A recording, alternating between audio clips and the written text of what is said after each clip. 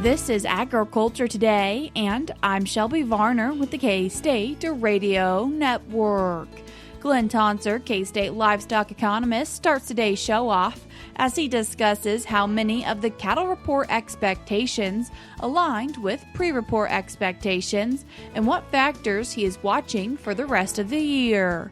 Kansas 4-H Youth Development Regional Specialist Beth Hinshaw continues the show as she explains how the county and state fair can help teach youth and help prepare them for future endeavors.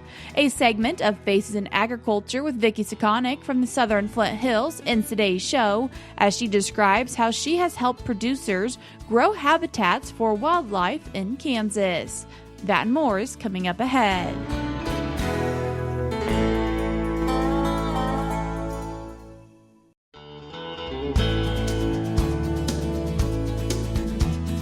You're tuned in to Agriculture Today, and we start our Monday show with a cattle market update from K-State livestock economist Glynn Tonsor. Glynn, thanks for joining us today.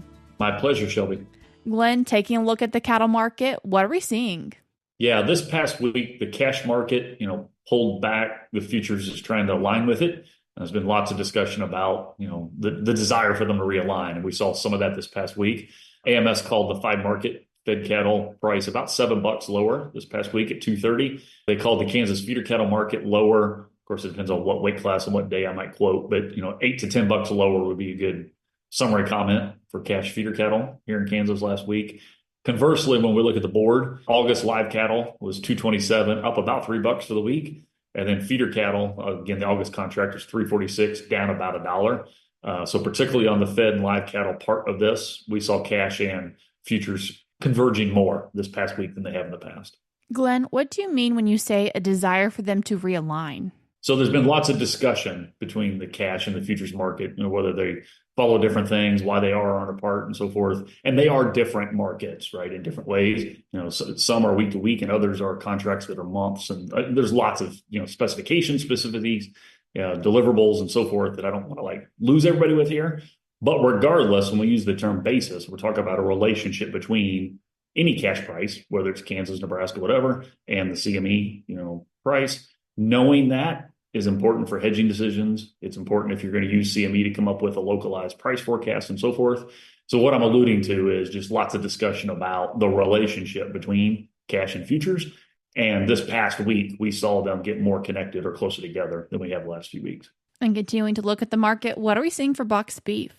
Yeah, so choice was 364, at least through this past Thursday, down about $4 on the week. Select was 349, about $6 over the same week. So we're seeing some softening signals there from the boxed beef front. I don't have a meat demand monitor update here, so I'll do it right now. I'll know the July numbers next week. So we're about a week away from having the latest insights there. But lots of discussion about K-shaped economy, slowing economic growth, or wages not keeping up the cost of living, that kind of stuff, which isn't unique to beef. But I'm starting to see some signals where maybe that's weighing on the beef complex a little bit. And the softer beef, boxed beef cut out specifically this past week, unfortunately, would be consistent with that. And wanting to talk about another portion of a report you commonly do, feedlot returns. And when looking at it, it looks like there's a little bit more red than there has been in the past. Yes, and these are projections. So again, you can go to AgManager, and as you said, about once a month, when the data is available, we do it every month. There's just been a couple hiccups in that in the past.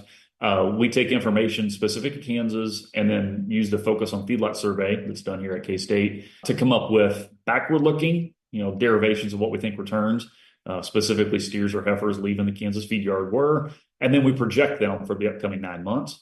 And what you're alluding to is you and I are both looking at red ink in the projections. So for context, if you pull up the report that's up on AgManager, done last week, the estimates are for steers that left in July or yet to leave here in July might be a positive return of $25. So it's small green ink is what you see there.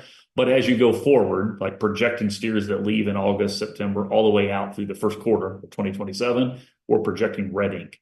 And what I mean by that is projected losses. So if you're totally unhedged, totally exposed to the market, like a week ago when we pushed the calculator on this, basically the increase in the cost of gain, the lack of an increase in sales price, and the higher replacement prices are all working against kind of the crush or the feedlot margin. So we're getting these projected negative margins that are north of $200 per steer for several of those months. Time will tell if those are realized, but it's occurring for exactly those reasons. Is we're having some cost of gain erosion, right? It's going up against the feedlot, and we're not seeing sales price expectations increase enough to offset placement prices.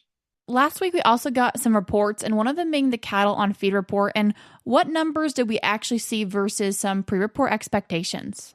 Yeah, so there's two reports we're going to talk about that came out this past Friday. The cattle on feed report, as you said, inventory, so snapshot of animals out in the yard, 11.4 million, up 2%. And that was right on line, like no surprise, with a pre-report expectation of 2.2%. Marketing, so how many animals left the yard, was 1.66 million, down about 3%. Again, I'd say no surprise, pretty much in line with pre-report expectations. The one that's a little bit of a surprise was placements. They came in at 1.4 million, down 3%. And the average pre-report expectation was a little more than 1%, like 1.2% decline. So there may have been fewer animals enter feed yards this past month than we were expecting. That would be the only surprise I'd say that was in the cattle on feed report. If in fact that's reaffirmed in the next few cattle on feed monthly reports, that would signal that the volume going through our feedlot industry here for the balance of 2026 and going into 2027 might be even smaller than we thought, because the placements, right, the cattle coming in was lower than we were expecting. And what about for the July cattle inventory report? Yeah, so quick reminder on what that report is. So USDA NASS in January and July gives us a much more aggregated, like size of the industry kind of report. And you're alluding to the most recent, which is the July cattle inventory report. There's no state level distinctions in this. There is in the January report. So again, it's like national numbers, but nothing state or region. We have to look to the January for that. The July estimates from USDA put the beef cow herd at 28.5 million, down about 1%. Small adjustment compared to maybe some small growth that was expected, but not a big change there, at least in my eyes. I was like, not a major surprise. The one that's probably worth talking a little bit more about is the heifers held back for beef replacement. USD estimated that at 3.8 million. Lots of discussion about herd expansions while I'm highlighting it. That 3.8 million would be up 3%. That's a stronger increase than most of the pre-report expectations. Those were 1 to 1.5%. So if reaffirmed, that would signal that efforts to expand the herd might be a little stronger than we were thinking before. Maybe some heifers have been held back that we otherwise were thinking we're going to go to the auction barn this fall. Steers over 500 pounds. So think, the animals are in the system, right? Production system already, 13.9 million, up 1%, not a major surprise. The calf crop is estimated to be about 32.5 million, down 2%. A little lower than we expected. That would align with the placement decline that was in the cattle on feed report earlier. So maybe the throughput, maybe the animals going through our system in the upcoming months might be a little smaller than we thought. Calf crop is lower and the feedlot placement is a little bit lower. And that might be in part because maybe there's a few more heifers being held back than we thought. So I think it's too early to say we've really pulled the trigger on herd expansion. I want to be careful how we say that. But that effort might be a little stronger than we thought before this report. And Glenn, when you talk about the cattle on feed report and the July cattle inventory report, for most of them you said no surprise, but when you do have a few lower than expected or higher than expected, does that really impact the market? It can. So for example, the cattle on feed report, if the market reacts to one thing in that report, I think it will be the fact that placements came in lower than expected. So the deferred fed cattle contracts, so think those that are out multiple months, potentially could be a little higher because supplies are going to be even tighter than we thought, right? So maybe the market will respond in that way. Potentially, you get a feeder cattle reaction to the calf crop being, maybe a little smaller than we thought.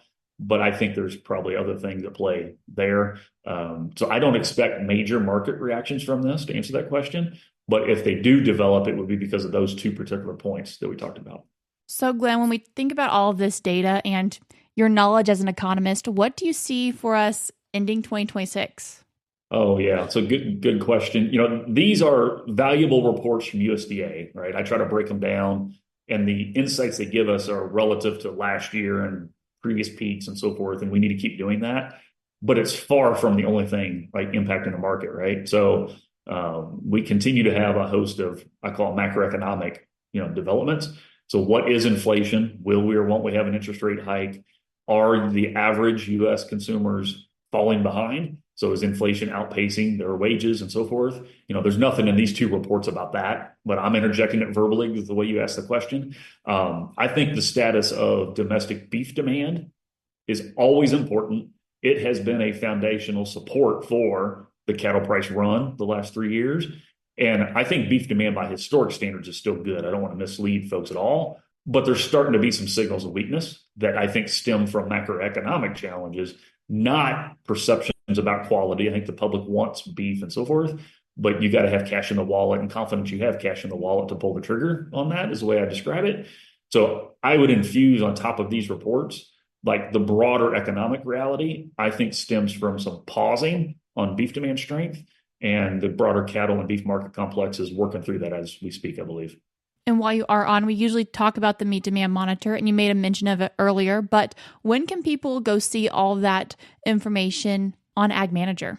So you can go all the time. A little more version of your question is, when's the newest number going to be up? But the reason I answer that way is the raw data, all the base reports, even the surveys we use, like everything is fully available, fully transparent, because it's beef and pork checkoff funded basic K-State. That's the way I think we ought to run that. So you can go, when you listen to this, you can go to AgManager and do that. But if you want the latest numbers, you're going to see June estimates as of like right now when you and I are talking. Likely, we're a week away from the July estimates being available.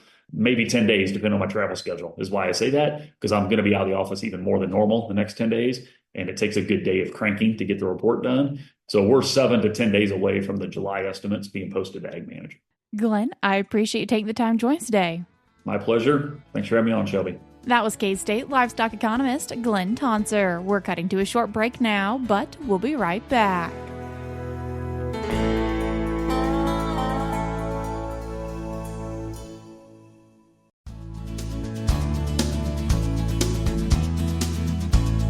You're tuned in to Agriculture Today, and we continue our show discussing 4-H fairs with Kansas 4-H Youth Development Regional Specialist Beth Hinshaw. Beth, thanks for joining us today.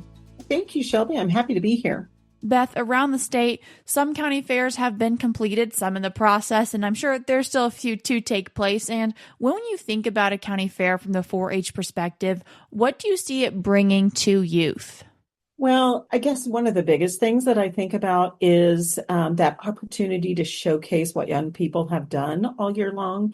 When we think about their projects, we enroll back in October, but you have this whole year to complete things. And so to me, the county fair is kind of this culmination where you've worked on something all year long and you get to bring it somewhere and share it with others.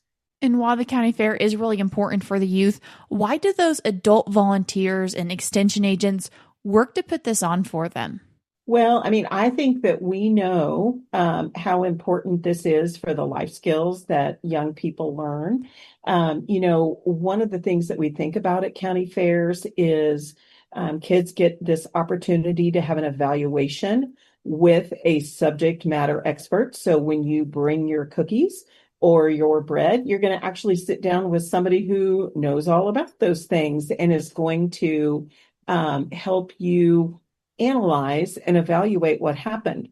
And so, when I'm thinking about young people, and you've probably heard Beyond Ready, that is an initiative that we have in 4-H nationwide, young people being able to sit down and share what was their process, what did they do, what was hard, what did they feel like went well, and then also to hear that feedback from the subject matter expert.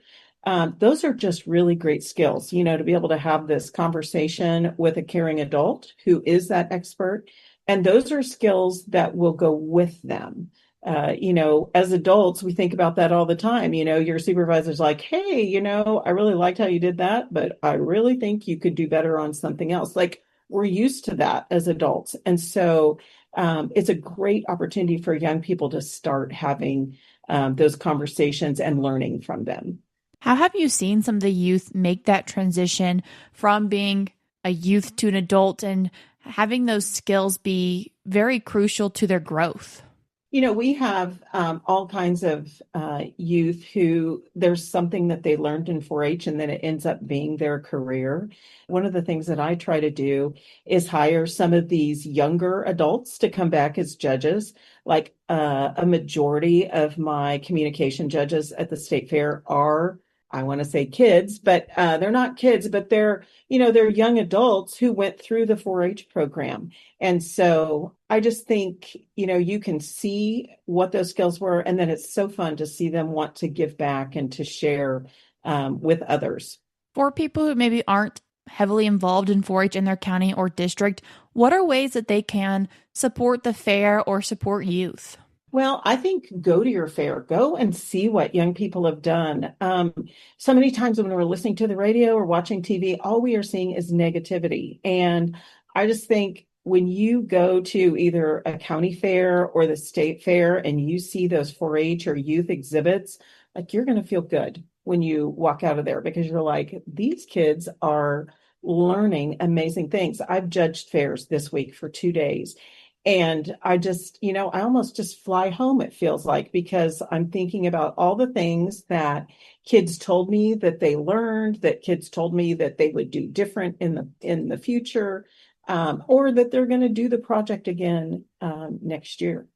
While we're thinking about those youth, are there other learning opportunities within 4-H that they can also be involved in that aren't the county fair? Yeah, most definitely. So the county fair is really the big thing that we think of, but we have other evaluation opportunities. 4-H Day is always in the kind of winter, springtime, and those are where we're using those communication skills. So our talks, demonstrations, project talks, illustrated talks, public speaking. Kansas 4-H works a lot with the Kansas entrepreneurship or the Youth Entrepreneurship Challenge. And so there's some of those local competitions that young people can be involved in as well. And then we know, in the spring, there's all kinds of spring livestock shows. There is all kinds of spring like horticulture shows. Lots of kids right now going to judging contests as well. So just lots of different opportunities to kind of test our abilities and our skills.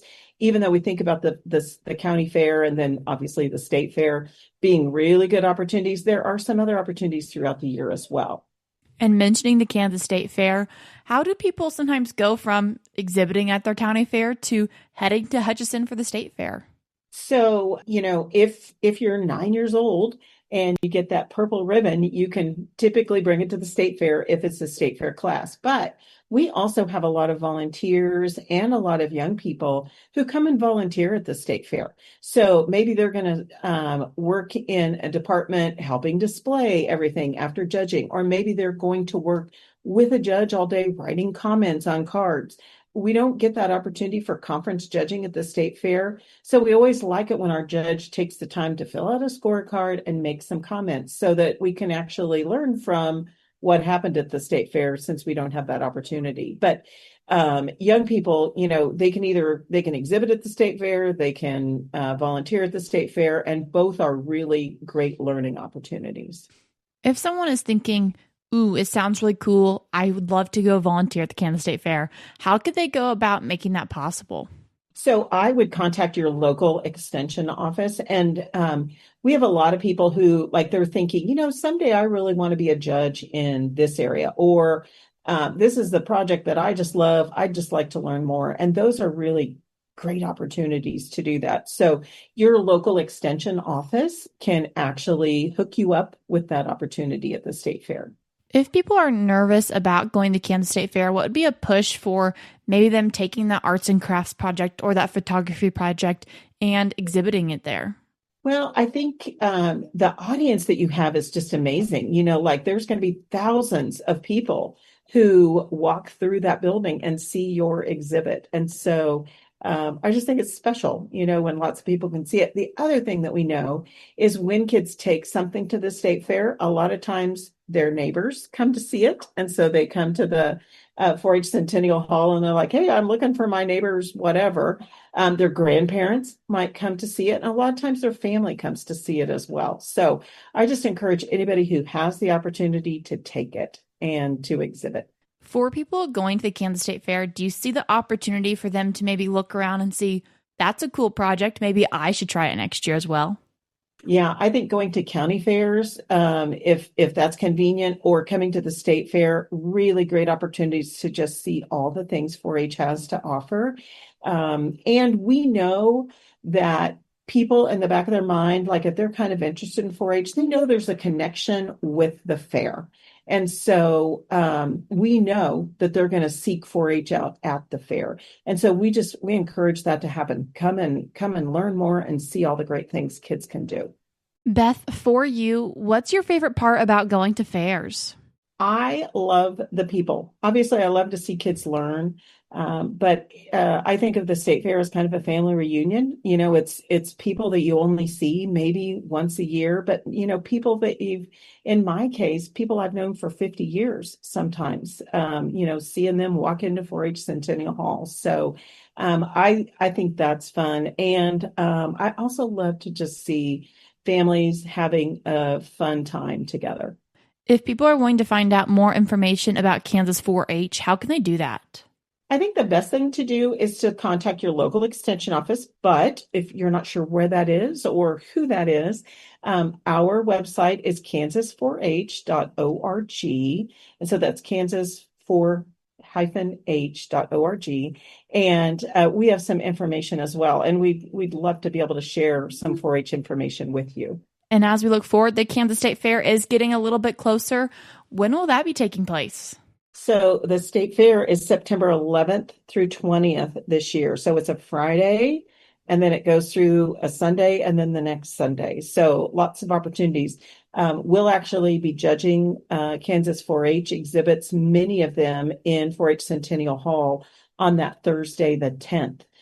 So that when the fair opens on Friday, most things will be in their place and ready for people to see.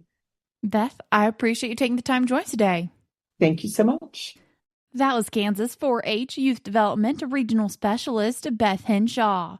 If you're looking to find more information about the county fairs in your area, you can always reach out to your local extension office. If you're wanting to find out more information about Kansas 4-H, you can check out their website, kansas4-h.org. I will link it in today's show notes on agtoday.net. Also coming up is the Kansas State Fair happening September 11th through the 20th.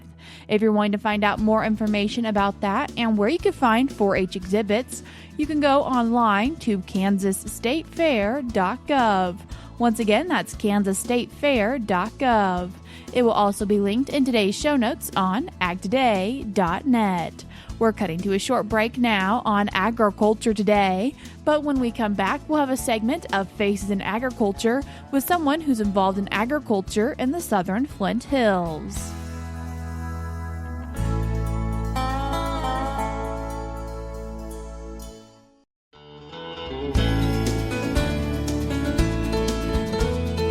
You're tuned in to Agriculture Today, and we conclude our Monday show with the segment of Faces in Agriculture with someone involved in agriculture in the Southern Flint Hills, Vicki Cicaneck. Vicki, thanks for joining us today.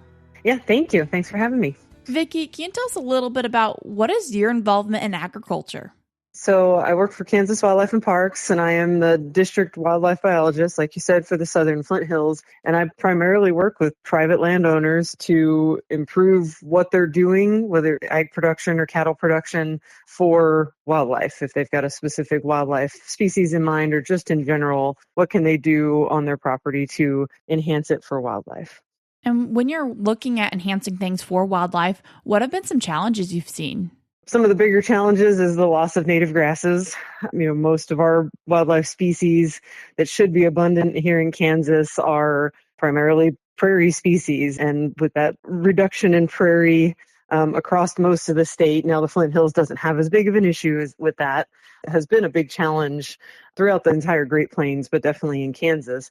Now in the Flint Hills, some of the bigger challenges would be woody encroachment, as well as some of the noxious weed encroachments like Sericea lespedeza and Johnson grass, and more recently teasel just got added to the noxious weed list. Old World bluestem, which is a non-native and can really take over the prairie.